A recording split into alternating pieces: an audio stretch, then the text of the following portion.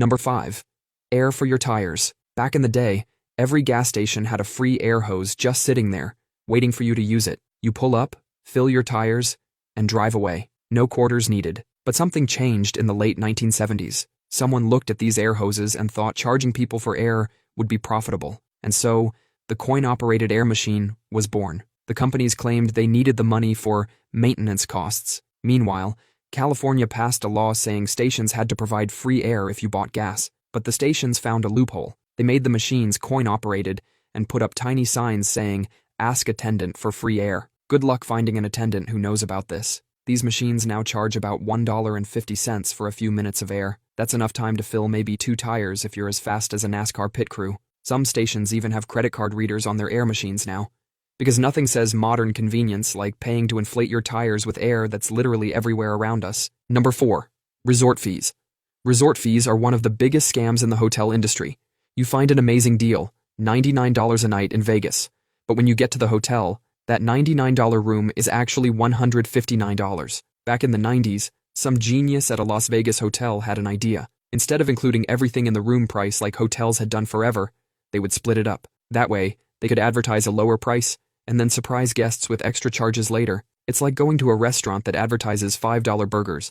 But when you get there, they charge you a dining fee for using their chairs and plates. These resort fees supposedly cover things like the pool that was always free before, the gym you'll probably never use, and in-room safe usage. They're charging you to keep your stuff safe in their own hotel. These fees are mandatory, so even if you never use any of the amenities, you're still paying for them. In 2012, one hotel in Las Vegas was charging a resort fee higher than the actual room rate. Hotels love these fees because they often don't have to pay travel agent commissions on them and they can be taxed differently than room rates. Number 3. Online news paywalls. The Wall Street Journal changed the internet forever in 1996. While everyone was enjoying free online news, WSJ decided to put their articles behind a digital toll booth. The internet was built on free information sharing. It was like a giant library where everyone could read whatever they wanted. But WSJ decided to charge for access, and others quickly followed. The New York Times, the Washington Post, soon every news site had a paywall. These paywalls come in different forms. Some are hard paywalls, where you can't read anything without paying. Others are soft paywalls that let you read a few articles before demanding payment. News sites give you just enough free content to get you hooked before hitting you with a subscription prompt. But this created an unexpected problem. While legitimate news sits behind paywalls, fake news and misinformation remain completely free and spread rapidly across the internet. So while real journalism costs money, false information flows freely. The same newspapers that restrict access still complain about people being uninformed after turning news into a luxury item. Number 2. ATM surcharges. In the early 1990s, ATMs were mostly free. They were owned by banks and placed everywhere as a service for their customers.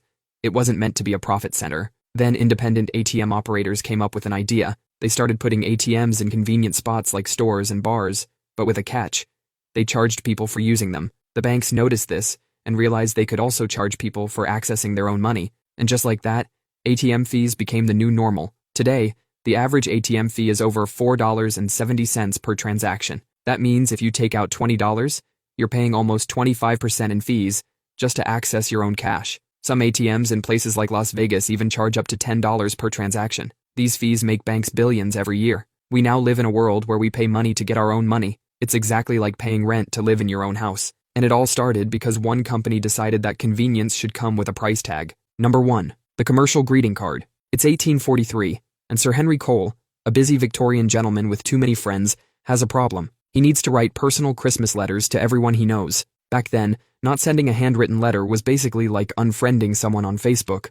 But worse. Looking at his massive pile of letters to write, Henry comes up with an idea. He commissions an artist to design 1,000 cards with "A Merry Christmas and a Happy New Year to You" and fancy artwork. He used what he needed, and then realized he had extras lying around, so he decided to sell them for 1 shilling each. Before this, people just wrote nice letters to each other for free. It was personal, meaningful, and didn't cost anything. But once people realized they could buy pre-made cards instead of writing letters, the greeting card industry exploded. By 1880, companies were printing millions of cards a year. Today, it's a multi-billion-dollar industry. We're spending billions on pieces of paper with pre-written messages because one guy was too busy to write his Christmas letters. Now, we even pay extra for cards that look handwritten or personal. We're paying more for cards that fake the authenticity we used to have for free.